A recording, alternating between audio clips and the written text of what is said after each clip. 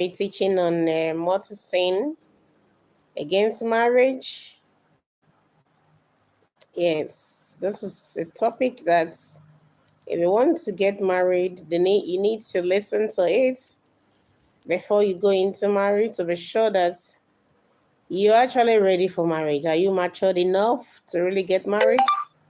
Or because others are getting married, you just want to get married? So sin is an offense against God. Psalm 51 verse 4 says, "Against you, you alone, have I sinned. What is evil in your sight, I have done." So sin sets us against God's love. It's a sin that makes you to run away from the presence of God. That sometimes you pretend to say, "Oh, I'm very busy. I'm a very busy person." Are you really that busy that you don't have time for God? But once you commit sin, it's like you excommunicate yourself from among believers. You begin to give excuses. For those who are Catholics, you know that when you were attending catechism classes, we were taught that we have two types of sin: mortal sin and venial sin. There are things that you think about before you carry them out. For example, theft and murder, they are not the same. The weight of murder and the weight of theft, they are not the same. So, sin, before you commit any sin, you realize that one, you will think about it, right? You think about it. After thinking about it, then before you begin to plan how you're going to actualize commit the crime or commit the sin.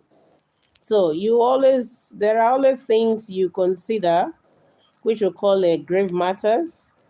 You have full knowledge of what you are about to do, and sometimes it's a deliberate concept. You get that because you can't deny that you are not aware of what you are doing. So that is it.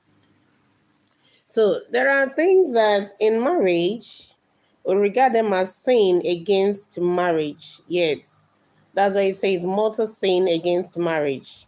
And the prominent one, which some people these days, this generation is beginning to subscribe to, and from the very beginning, God did not have that intention. That's divorce.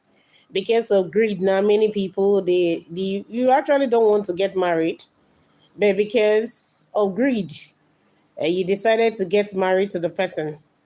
So divorce, the church does not support divorce. That's the Catholic Church. It's not in support of divorce. That is not to say when there is domestic violence in the marriage, then you're going to remain put. No. So divorce is simply is a legal dissolution of a marriage, either by court, yes, most time by court. So when there is a issue in the marriage, either the man will file for divorce or the woman will file for divorce. Depending on what the person is going through in the marriage, that will determine whether you are filing for divorce or you are not filing for divorce. But remember that divorce destroys marriage and violates the laws of God. Yes, not just even the church. Divorce violates the laws of God. God did not have the plan for men and women to get married and begin to have issue. Remember that scripture says from the very beginning, God made them male and female. God created them in his own image and likeness. God actually wants men and women to have companion, to enjoy marriage. That's the essence of marriage. Marriage is not a battlefield. Yes, it's not a place where you flare your muzzle to know who has more power or to dominate the other one. That's not the essence of marriage. That's not the reason why God created them from the very beginning. And the church has its own stand. Once a marriage has been contracted, especially once the marriage has been ratified, it cannot be dissolved. It can't be dissolved. Except it's on the ground of not even infidelity. Yes. That's the reason why there is room for what we call forgiveness.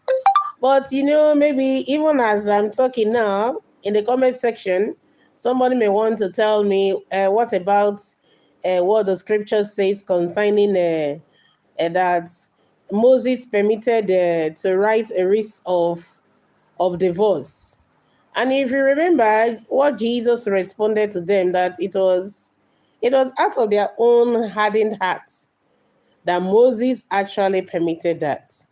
If not, the laws of God does not permit divorce. The only thing there's like the church will tell you that they ratified, and once the marriage is ratified and consummated between two baptized Catholics, that marriage can't be dissolved. But once there is domestic violence, then there is what we call a dissolution. There's what we call annulment. So the marriage is going to be annulled. The spouse will have to stay apart. The spouse will have to stay apart so that they can have a rethink on their union to know if they want to come back together. Yes, for the sake of their children. You know that one thing is that most time the man and the woman who comes together and get married, sometimes you don't really consider the children, the children that comes forth through their union.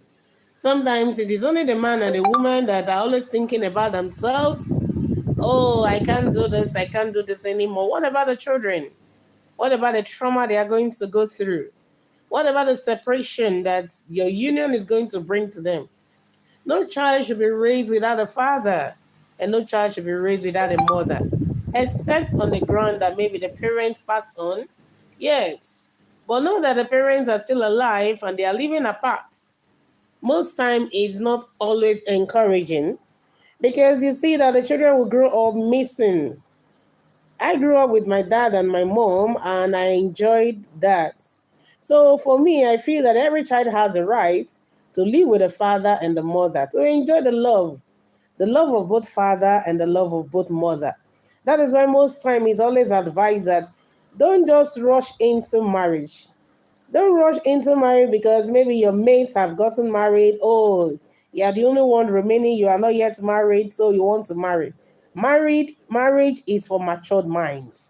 Marriage is not for children. Yes, marriage is not for children. It is not a school where you go to, oh, maybe because the teacher offended you, then you decide to change the uniform, you decide to change the school. Or that you don't like the lecturer, so you decided to move up. Marriage is not like that. Marriage is say it is for better, for worse, in sickness and in death. In sickness, whatever it is, he said, till death do us part. That is marriage for you. So I will want to tell you, most time, if there are issues in marriage, the church will always look at age. Maybe the man is older than the woman, or one of them was actually deceived, or there is what we call derailment impediments. When you talk about age, you talk about in another of my video, I'm going to talk about derailment impediments. When you talk about age, consanguinity, then affinity, maybe you are related, or impotency. Yes, the man cannot fuck the woman, and because for you to be able to marry someone, you should be able to penetrate the woman, and at the same time, you should be able to release in her. That is what shows that you are actually vibrant as a man. So these are some of the impediments that can make a marriage to be annulled. Once they find out that those things are beneath you, they were not from the very beginning. That means there was no marriage. Maybe it was on deceit. They deceive you to get married to the person. The person just deceived you. Oh, he was just flashing things around. He will borrow some things just to win you to himself. And at the end of the day, when you finally realize that the marriage was based on deceit, on that ground, definitely there's going to be annulment, because there was no marriage at the very beginning. So I don't want this video to be too long, so I'm going to stop on divorce. But there are other things I will refer to as mortal sin against marriage. There are many things that talks about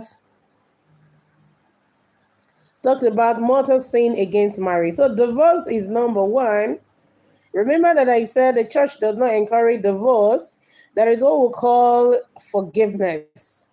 Yes, the scripture says that if the Lord will mark our guilt, who will survive? Nobody will survive. Even you too, you fall short of the glory of God.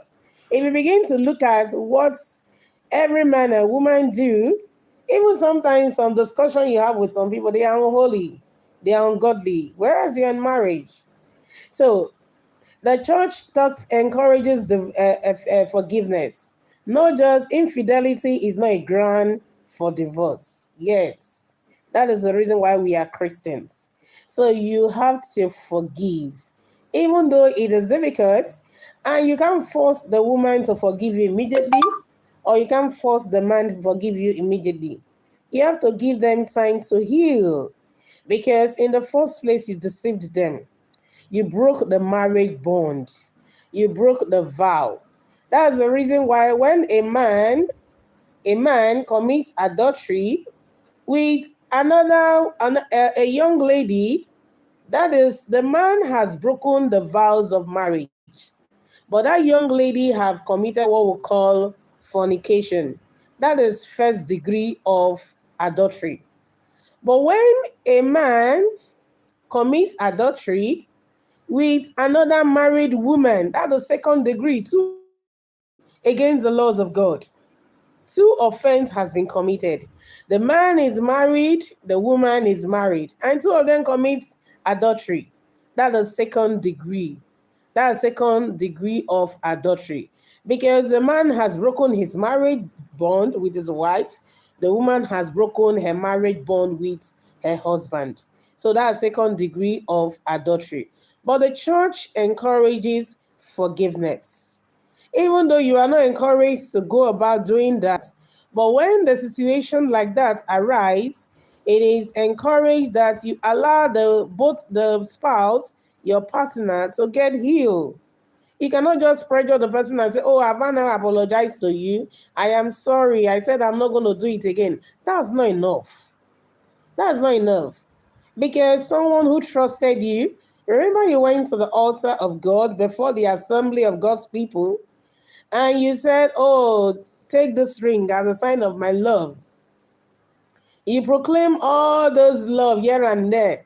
And at the end of the day, you go against those vows that you have made.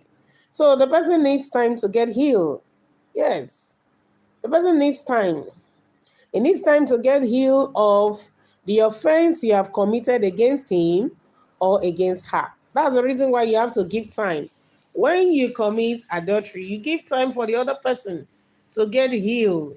You can't just force them and say, oh, I have apologized to you severally. Are you not going to take me back? Won't you accept me? You have to give them room to get healed. Because in the first place, they didn't ask you to do that. So if you do that, you have to give them time. So the church encourages that we forgive because God is love. So remember, in this video, the key thing I've said is that divorce is not from God. But the church does not also encourage divorce, except on the ground of domestic violence. When there is domestic violence, yes, there's going to be what we call annulment. And I also said adultery is not a ground for divorce because the church encourages us to forgive. That is the reason why we are actually Christian in the first place. So see you in our next video where we talk about the other mortal sin against marriage. Do have a nice day. If you are married, stay faithful to your spouse. If you're about getting married, remember that marriage is not for children. If you know you can't keep the vows of marriage, there is no point going into it. Don't go into what you know you cannot keep. Yeah, there is no point deceiving the other person, because if what you are doing is also done to you, you won't be happy. So don't go into marriage if you know you are not matured enough to go into it. And if you know you can't keep promises, you can't keep vow, don't bother yourself. So see you in the next video. If you have question, you can drop for me in the comment section, or you feel there is something I'm supposed to add to this teaching, you can also add it to the comment section. See you next time. Thank you very much, and God bless you.